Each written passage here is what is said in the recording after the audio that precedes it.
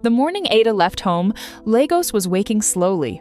Roosters were still calling, the sky half blue and half gold. Her mother tied her hair with a red ribbon and brushed the dust from her sandals. "Be good, Ada," she said softly. "Listen, study hard and pray before you sleep." Ada nodded, clutching the small nylon bag that held her 2 dresses, a comb, and her exercise books. She was 12, thin like a stick of broom, but bright-eyed. Her father stood by the doorway, silent, his arms crossed, the silence of a man who loves too deeply to speak. They had decided that Ada would stay with her mother's elder sister, Auntie Rose, and her husband, Uncle Ben. They lived in a better part of town, close to a good school. To Ada's parents, it sounded like a blessing. To Ada, it sounded like the beginning of her dreams. The road to their house was long and full of noise, buses honking, traders shouting, gospel music spilling from every shop. Ada pressed her face to the bus window, watching the city fly by. She had never seen buildings so tall or people walking so fast. When she reached the house, Auntie Rose hugged her warmly. "You've grown so much," she said. Uncle Ben came from the living room, smiling in his neat shirt. "So this is our scholar?" he teased. "Welcome home, Ada." For a while, it truly felt like home. Uncle Ben drove her to school on her first day. He bought her meat pie after classes and told her stories about when he was her age. When Auntie Rose scolded Ada for forgetting to wash her socks, he laughed softly. "Leave her, my dear," he said. "She's still settling in. Children forget things." Ada liked him. Everyone did. He was calm, soft-spoken, always helping neighbors fix things, always smiling. At night, when the city hummed and generators filled the air with their steady growl, Ada lay in bed dreaming of finishing school, of becoming a nurse, of sending money back home so her mother could rest. She promised herself she would never disappoint them. One evening after dinner, Auntie Rose asked her to clean the table. Ada dropped a plate by mistake. It shattered. Her aunt jumped, startled. "Ada! How many times?" But Uncle Ben raised a hand. "It's okay," he said gently. "It's just a plate. Don't frighten the child." His voice was so kind that even Ada's tears stopped halfway. Auntie Rose shook her head, muttering, "You'll spoil her one day, Ben." He smiled. "Let her be a child." That night, Ada wrote in her notebook, "Uncle Ben is the nicest man I've ever met." Days turned into weeks. Every morning, she heard him whistling as he left for work. Every evening, he brought bread or sweets. When Auntie Rose traveled for a church program, he made sure Ada ate her meals and finished her homework. He was patient, gentle, sometimes too gentle. Once, when she came home late from school, her aunt shouted, "Do you want me to lose my mind because of you?" Uncle Ben stepped in again. "Rose, she's a child. Maybe traffic held them up. Don't scold her so hard." Ada stared at him, grateful. No one had ever defended her like that before. He smiled and said quietly, "Don't cry, my girl. You did nothing wrong." That night, Ada told herself that maybe he was right. Maybe she really was lucky. Outside, Lagos traffic still raged, horns and voices blending into the night. Inside that quiet house, Ada began to believe that everything good in her life had finally begun. Weeks became months. Ada began to know the rhythm of the house. Auntie Rose's loud morning prayers, Uncle Ben's steady footsteps leaving for work, the smell of fried eggs and plantain every Sunday. She loved her school. Her teachers said she was sharp, polite, and always ready to help. At night, she sat at the dining table doing homework while Uncle Ben read his newspaper nearby. Sometimes he would look up and ask softly, "How's my scholar doing?" Ada would smile shyly. "Fine, sir." "Sir?" He laughed. "Call me Uncle, my girl." He always spoke kindly. When she forgot to sweep or spilled water, he never shouted. He only said, "Don't be afraid to make mistakes. That's how you learn." Auntie Rose, however, had little patience. She scolded Ada often for leaving lights on, for walking too slowly, for daydreaming during chores. "Rose," Uncle Ben would say, "you'll scare the poor child. Let her breathe." Then he would wink at Ada when his wife wasn't looking. It felt like a secret friendship, something soft and safe in a house that sometimes felt heavy. Whenever Auntie Rose's voice rose, Ada looked toward him, and he was always there, calm, defending her, speaking gently until peace returned. "Don't mind your aunt. he would say later. She means well, but you mustn't let her make you feel small. Ada would nod, grateful. At school, her friends teased her. You're lucky, one girl said. Your uncle sounds like a saint. Mine won't even help with school fees. Ada laughed. He's just kind. Kind uncles don't exist in Lagos, another joked. Ada smiled but didn't reply. She believed she'd found something rare. Real goodness.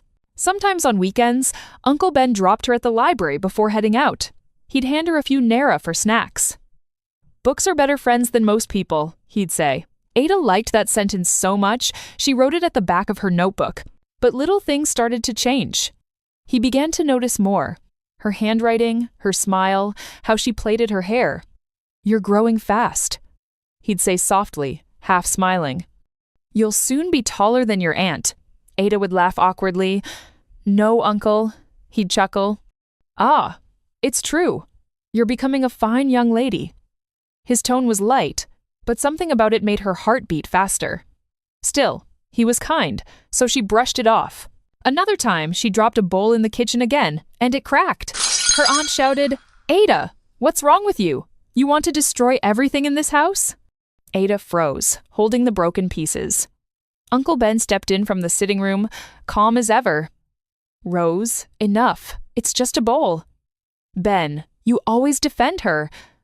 And why not? He said. Voice firm now. You were her age once. Auntie Rose sighed loudly and walked away. Ada stood there trembling, eyes full of tears. He took the bowl from her gently. Don't cry. I'll buy another one tomorrow. And again Ada whispered, Thank you, Uncle. That night, she prayed longer than usual. She thanked God for putting such a good man in her life. But something in her chest felt strange. A small, quiet fear she couldn't name. As the days went by, the house grew quieter. Auntie Rose traveled more often for church programs. When she was gone, the house felt too big, only Ada and Uncle Ben's footsteps echoing through the hall. He would still buy her bread and fruits, still tell her stories. But sometimes, his eyes stayed on her a second too long. Ada didn't understand what that meant. One evening, while clearing the table, she asked shyly, Uncle, why do you always defend me, even when I'm wrong? He smiled, folding his newspaper slowly. Because everyone deserves someone on their side, Ada. I wish someone had defended me when I was your age. His voice sounded sad, almost broken. Ada felt sorry for him. She didn't know why. She only nodded, whispering, Thank you. That night, the city outside rumbled with thunder. Ada couldn't sleep. She watched the lightning flash through her window, the rain beating softly on the roof. Somewhere deep inside, she began to wish her mother would visit soon. The rains came early that year. Every evening, clouds gathered over Lagos like dark blankets, and thunder rolled across the rooftops. Inside the house, the light often flickered. The air smelled of wet earth and kerosene. Auntie Rose had traveled again for her church women's retreat. She said she would be gone for a week. Before leaving, she hugged Ada and said, Be good. Listen to Uncle. Don't waste food. Ada nodded, trying to smile. But as the car drove away, a small chill ran through her. For the first day or two, everything was normal. Uncle Ben cooked noodles for dinner and made jokes about how terrible his cooking was. They watched television together, the sound of rain knocking softly on the windows. He asked about school, about her friends, about her dreams. I still want to be a nurse, Ada said, eyes bright again. He nodded. Good. Lagos needs more hearts like yours. His words made her blush. Nobody had ever told her she had a kind heart before. But slowly, the house began to feel different, quieter. He spoke less. She started to feel his eyes on her longer than before, and she didn't know what to do with the silence that followed. Sometimes he stood too close when they talked. Other times he was distant, lost in thought. Ada told herself she was imagining things. He was her uncle, the same man who always defended her, the same man who called her my scholar. One evening, as lightning flashed outside, the power went out. Ada sat by the candle, writing her homework. Her shadow danced on the wall. Uncle Ben walked in quietly and sat opposite her. The candlelight flickered between them. You remind me of my younger sister, he said suddenly. She was bright like you. Ada smiled politely. Where is she now? He looked away.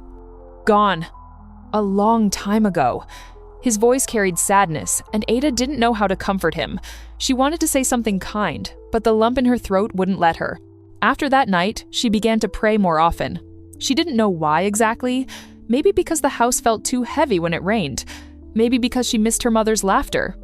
At school, she tried to act normal, but her teachers noticed she had become quiet. Her best friend, Tolu, whispered one day, "Ada, are you okay?" "I'm fine," Ada said quickly. "Just tired." Tolu smiled sadly. "You don't look fine."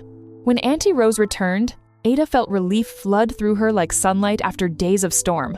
She ran to greet her and held her tightly. Auntie Rose laughed. And you missed me this much?" "Yes, Ma," Ada said, eyes watery. The house was too quiet. Uncle Ben only smiled. "She behaved well while you were gone." But from that week onward, Ada was never quite the same. She stopped singing while washing dishes. She started locking her room at night, even though Auntie Rose teased, "What are you hiding in there?" Nothing was said aloud, but something had changed, something deep and unseen. Ada's body began to fail her little by little. She lost her appetite. She woke up tired, often sick. At school, she struggled to focus. Numbers blurred on the board. Words slipped from her memory. One afternoon, she came home early because she felt dizzy. Auntie Rose scolded her. "How can you come home before closing time? You think money grows on trees?" Ada stood quietly, eyes down. Uncle Ben stepped in again, his voice calm. "Rose, she's sick. Let her rest. You always defend her. She's just a child." Auntie Rose sighed and walked away. Ada sat on the sofa, heart pounding.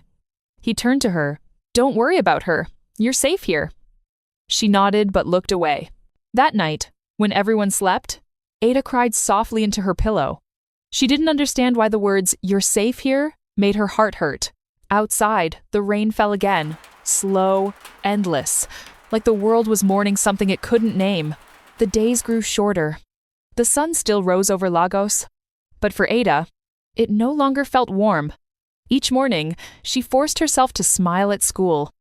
Her teachers noticed how pale she'd become, how her once lively voice now trembled when she read. Her handwriting had changed too, the lines shaky and uneven. "Are you sick?" her teacher asked once. Ada nodded faintly. "Just tired, Ma." When she got home, Auntie Rose would say, "You look thin, Ada. Are you eating at all?" "Yes, Ma," she'd whisper, even though food no longer tasted like anything. Uncle Ben still smiled kindly when he saw her, but she had stopped meeting his eyes. Something inside her wanted to hide. From him, from the world, from the ache that lived in her chest. At night, she often sat by the window, staring at the sky. The stars looked blurry, like they were crying with her. Sometimes, she whispered her mother's name. She wanted to go home, but she was afraid to ask. A few times, she tried to write letters, half-finished pages that began with "Mummy, how are you?" and ended with tear stains. She would fold them neatly and hide them under her pillow, too scared to send them. When Sunday came, Auntie Rose dressed her for church. The dress hung loose on her shoulders. "You're not growing, Ada. What's wrong?" "Nothing, Ma." "Nothing again," her aunt sighed. "You better eat before school resumes next term." After church, Uncle Ben gave her a pack of chin-chin and smiled. "Sweet girl," he said softly. Ada nodded, forcing a thank you. But that night, she couldn't eat. The food turned to sand in her mouth. She curled up in bed, whispering prayers to a God she hoped still listened. "If you can hear me," she said quietly, "please make me strong again." Weeks passed. Her grades dropped. Her laughter disappeared. The neighbors started to talk. "That girl looks sick," they whispered. Auntie Rose grew more worried. She took Ada to a clinic nearby. The nurse looked her over and asked questions Ada couldn't answer. When they left, Auntie Rose looked at her husband, eyes wide. "She needs more tests," she said. "We'll go to a bigger hospital." He nodded slowly. "Yes, we'll go." But they didn't. Ada began to lose weight faster. Her eyes sank. Her voice grew faint. Every step hurt. She missed school for days at a time. One evening, as she lay on her bed, Tolu came to visit. The moment she saw her friend, she burst into tears. "Ada, you look so weak," Tolu cried, holding her hand. "What happened?" Ada shook her head. I don't know, I just want to sleep and not wake up tired. Tolu's mother later told Auntie Rose, please take that child to the hospital again. This is not normal. Auntie Rose nodded, worry all over her face. I will, tomorrow. But tomorrow came and went.